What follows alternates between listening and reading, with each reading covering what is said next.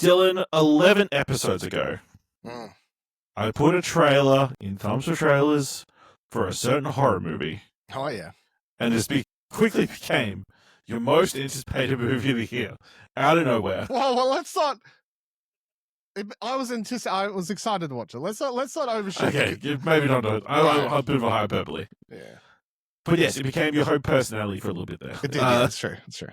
I'm, of course, talking about Clown In A Cornfield. Mm-hmm. Small indie horror movie that's based on a series of books that I thought was going straight to Hulu, but has come to cinemas. Mm-hmm. We have both watched this film. Oh, you did go watch it. Nice. Because that means after the podcast, I can explain all the nuances that the movie misses. It's full. Listen, we can when I finish saying keep watching stuff, I guess we can split into spoiler mode and you can talk about all the stuff you want to talk about, you know? But yeah, you've got a review up for the website and you give it a 6 out of 10.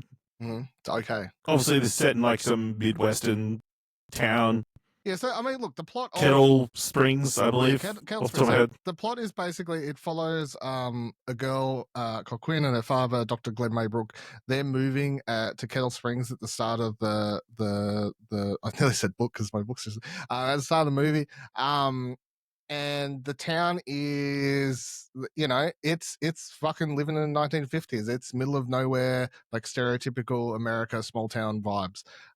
She doesn't love it, but then you find out a little bit into the movie they moved there because her mum like OD'd and her father wanted to escape basically and get out of the big city and get someone new. So they move out there. But then she makes friends with some troublemaker kids who like to film prank videos and stuff. And then a clown dressed as Friendo, which is the mascot for the town's local corn syrup. Yeah, corn syrup factory, which also recently just burnt down, is going around and killing people in clown costume. So that's I guess the setup. I think the movie is, as a 6 out of 10, okay.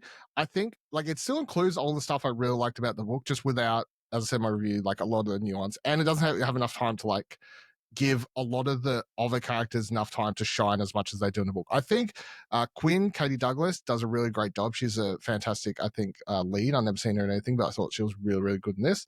The slasher element of it is, I don't think it's particularly trying to be gross out scary. It's not trying to be like super gory or anything. Like if you compare that to the other clown franchise, I like Terrifier, which is out to be like as gory as fucked up as possible.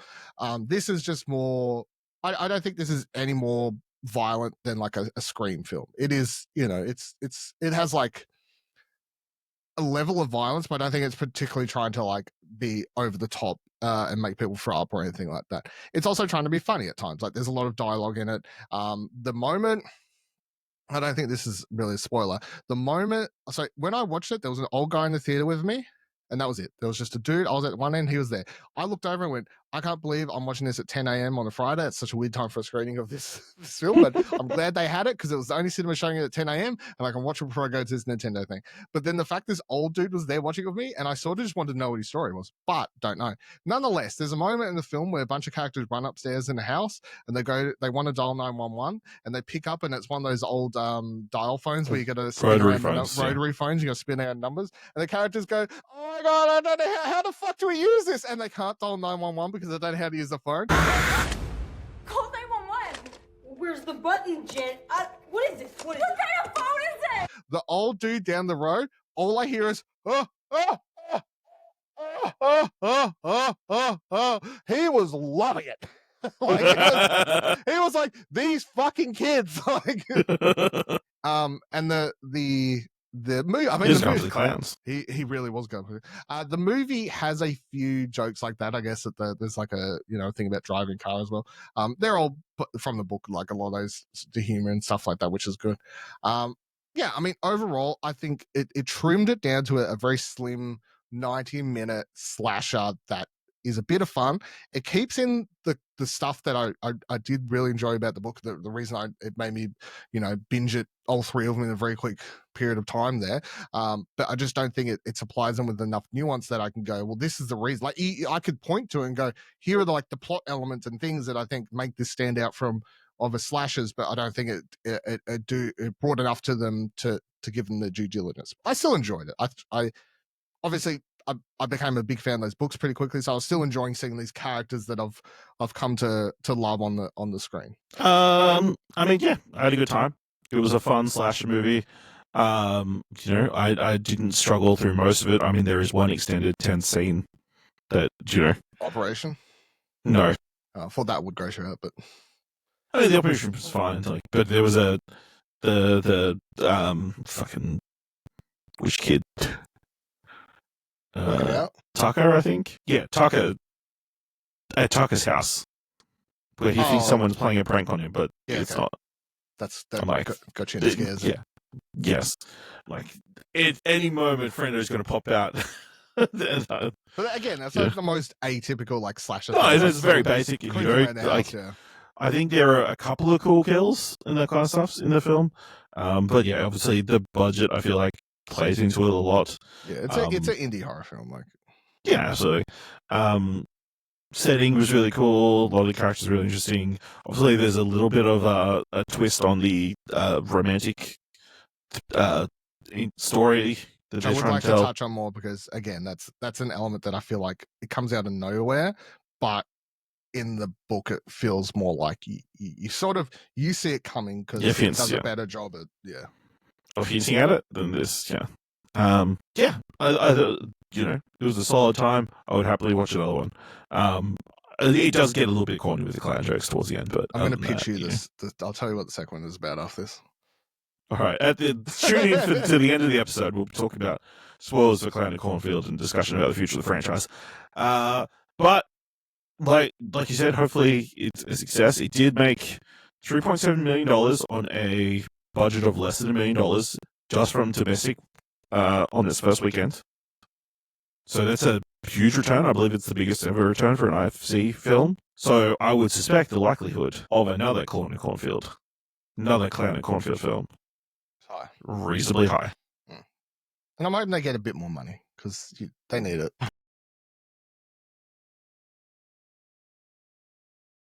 Now we're going to dive into Clown in a Cornfield spoilers.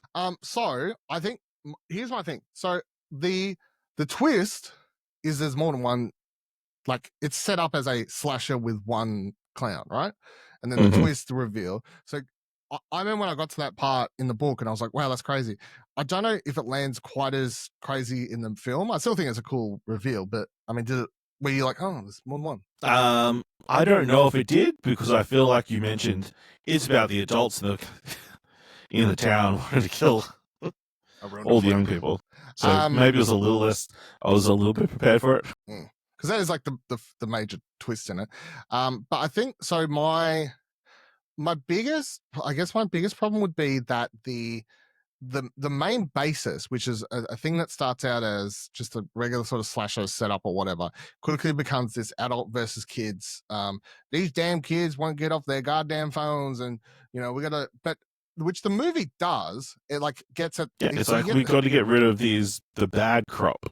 Yeah, we get rid of the bad crop of kids, but the book, because it gives more time. Like, for example, when when Cole, when Cole's picked up by the sheriff, the book then has a chapter with the sheriff and him talking backwards and forwards and whatever. So again, you just get to hear more of the characters explanations, talk about their feelings and their hatred for the new age kids. And then the other thing that the book does that helps lead into my other sort of problem is that in the movie, the reveal that Cole's he doesn't he comes to realization he's bi or gay or whatever direction the movie wants to go. And in the book, it's very much sort of hinted that he's bi would be the thing, but or he could be gay, who knows? But either way, he's sexual awakening, which however you want to put it. In the movie, it just sort of comes out of left field. It feels And you're like, okay, sure, whatever. Also, the funniest thing is I saw someone gave it a 1 star on Metacritic when I was looking what the score was, and they said, don't go watch this movie. They decided for some reason to make character gay then because woke bullshit. You know, like I was like, my dude, it's in the book. But I think that it's also like that, like in the book, it just ties in more of like you hear the characters talk about like these woke agenda these days with like you'll hear like some of the adult characters like talk more like you hear like a Donald Trump or someone, I guess, talk these days. You know, like I think that is probably the thing that's missing. Like outside of the kids being against the teacher character, there isn't much conflict between the two groups. No. And it's like you sort of get the same effect in the movie, but I guess more so in the book. You're like, yeah, they're doing pranks and whatever, but like the level of hatred they're getting is over the top. Like it's ridiculous. But yeah, then when they start bringing up like, oh, we hate this woke bullshit, you know, like, and you hear characters like say stuff against like LGBT bullshit, and you know, like you get a better idea of the type of like middle America Trump voting, presumably, type of like small rednecky sort of town that you're dealing with. Is that a case of they wanted to appeal or like possibly put off that audience? I mean, possibly, like, but it also just I don't think that was a purposeful choice. I think most of the choices in the movie is made from just a budgetary reason. You know, like in the book, the finale ends at the Cole's house, is where the book ends. Yeah, you did mention several locations changed. Yeah, they end up there, and they end up having like Rust, who gets a lot more time in the book, and he gets fuck all in the movie. Is he like comes and, you know, he saves them and everything like that, but they also end up he ends up fucking up I can't remember his name now, anyway, the mayor's face, like, and scars it up and everything because in saving him, and they end up saving that. So like there's a lot of location changes that are changed, some elements that are changed, that I think also because they wanted to give this movie, because I'm not sure if they knew they could get a sequel, they wanted to like leave it more self-contained, whereas the book also, it has the prologue's different, and that's from the way the movie started. I could tell straight away we're going for a more like straight slasher approach. The prologue to the book is the sister death thing that they talk about in the movie. It is that. It's them out there. The kids are all having a great time. They're at this lake, whatever. They're partying. They're all jumping off this rock or whatever. And Cole's sister goes to jump off it, and then in the book you don't really see, you just hear like they drop the phone from recording, and then you find out that she died, she hit her head on the rock, and his dad blames him for it and all this sort of stuff. So but you get a better idea of that group of characters from the get-go, because you're first introduced to them and they're all filming their TikToks and whatever else, and all this sort of stuff. And then when you cut ahead to Quinn joining and moving into town in chapter 1, you get a better idea of who that group is before she even meets them. Whereas in the movie, they just start with it's 1980s and someone's dead. Who's the killer? Like, it's such a normal slasher movie start sort of sequence. And then also it doesn't do the epilogue, which again I think is because they didn't know if they'd be able to do a sequel. In the book has an epilogue where it's the mayor getting onto a plane with his fucked up face, which has got like completely like cut open, and he's had to like he's attempted to like sew it back together because he was attacked by Rust, and he's like going off basically to escape. But it does that whole thing where you're not sure if he's not the last clown. No, so he comes back in the sequel is the thing. Yeah, so there's lots of little things, but yeah, so the sequel is, without like fully spoiling a plot, I guess it's Quinn is at, I don't know what they call it in America, college. Yeah, so she's where she leaves at the end of this movie. She's off at college, and Cole and Rust are coming to visit her. They road tripping down, coming to visit her. It's like a year later or something like that, I think. But they're still together. They're coming to visit her. Her dad's the mayor now, so he wins that election. election that they tease at the end of the movie with some posts and stuff. So he's the mayor now. And then basically once Cole and Russ get to her college, of course you have the brief like catch up for the first couple chapters of the book or whatever. But then some dude in a friendo mask comes to college and starts attempting to attack them. At the same time, it's a coordinated attack. Someone attacks her father and ends up nearly killing him, and he ends up in hospital, barely surviving. So of course then they race back to town to see what the fuck's up, and it's basically a whole new group of people who are like trying to continue the work of the mayor who, and it's all, and this is how you end up with the third book, which has got the ridiculous title The Church of Friendo, which out of context just sounds so dumb, but it's like as the second and third book come along, it's just that like the church or the ideology is literally like very very, I don't know what the proper wording would be, but just like those views of let's go back to traditional ways, traditional values. Like it would be that, yeah. So it's all built around these people. Like, yeah, he was right. We should kill all these people and take them out. We need to go back to America's getting ruined. We need to go back to traditional values in America to survive. We need to get rid of all these people. We need to kill all these gay people and what, you know what I mean? Like it goes super hardcore into, and I think that's why I liked it so much. It's just like it takes the traditional slasher thing that has such like a modern social view on like what could drive these, but yeah. So hopefully they could do some more justice to that element in the second one. But I hope you could, because I haven't like said all that, but I'm sure for ages. But why the fuck is Dylan like so engaged into this random slasher thing? But it is definitely you just kind of devoured those. Yeah, in a very short period. In a very short period, but it's definitely because the characters and the world was so interesting because it is so like ingrained into like what's happening in the world currently, but within this like slasher background. And not to jump ahead too far to spoilers, but the third one is, and this why I hope they get to do it. It is after she survives, spoilers, the events of the second movie. Queen is like, I fucking had enough, and she jumps into a car and she's literally trying to go around the country. She's just traveling around, tracking down any remaining members of that took part in the events of the second film that managed to escape, and she's tracking them down and killing them. So, and she's got her father ringing her, being like, you need to stop. I'm sure the police would like forgive you of this stuff. But she's like, crack. She's like, I'm ending this sort of mentality. Yeah. So like, I'd love to see the full story happen. Cool. Do you have a favorite kill from this? The movie or the book? The movie. I think that, I'm trying to think of all the kills now, to be honest. I appreciated, just for him getting one up on it, I appreciated Dr. Halbrook getting that one over the dude as his own operation. I appreciate that. It's over the top, but it's one of those ones where you're sick of this dude talking shit. So when he died, I enjoyed him just telling him, you need to leave it there, and then pulls the top patch up. And just pulls out and just like, oh no, now you're going to bleed to death. I told you. Yeah. There's some comedy. It's funny. Okay. I feel like there was a chainsaw one that was pretty good. Somewhat creative. Like maybe the third of the females. I do enjoy the blonde dying, and I hate you, Queen. Yeah, and then the dude like, I hate you too. I hate you too.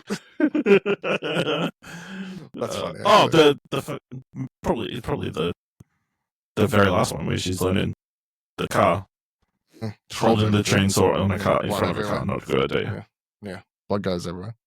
It does go everywhere. I do think, I'd say that like if they do make a sequel, I reckon Russ would end up to be, because the thing is, I don't want to say that the movie would do well because of this, but once people realize, I think, like, so when you go into the sequel and people know that there's this LGBTQ romance that's now at the forefront, obviously it makes it more, particular group eyes will be on it because it's not something you see in a lot of horror movies in the special, which does make it interesting.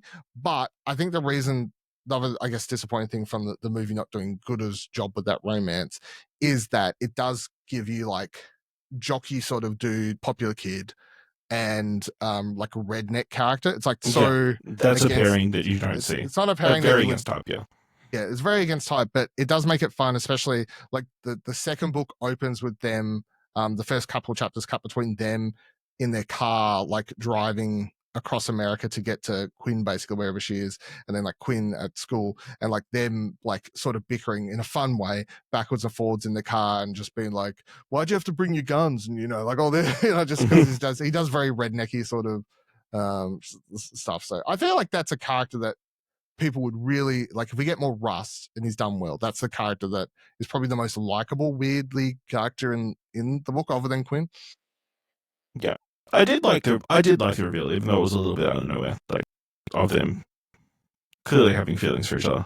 They hint at it, and like obviously because I knew it was coming when they're saying things like, "Oh, they had a relationship, like they were used to be friends, but then they cut it off randomly and they never explained it and stuff." Like they try and hint at it throughout the movie that, and the girls realizing why they're kind of being rejected this whole time. Yeah. Anything else you want to mention before we wrap this up? I just I presume we will get a second one. I'm just hope they give it a little bit more money, especially given the larger scope of the second one. Because without fully spoiling it, it's like, imagine like if this one had 3 or 4 clowns in it, we need like 50 clowns. Okay. For the second, we need a lot more people, and we need to be running across the entire, like a lot more locations. So I think to properly do that, the second book justice. All right. Look forward to more Clown in a Cornfield. Is just Clown in a Cornfield 2? Yeah, no, I think the second one's just called 2. They didn't add subtitle until the Church of Friendo. Also, how do you feel about the design brought to life? The design of Friendo. It's hard for me to judge. How you imagine him in your head. No, like, obviously you watched the trailer. That's the thing. I think I watched the trailer and then I was doing the book. So like I sort of was subconsciously already picturing it how I'd seen it in the trailer. So yeah, okay. All right.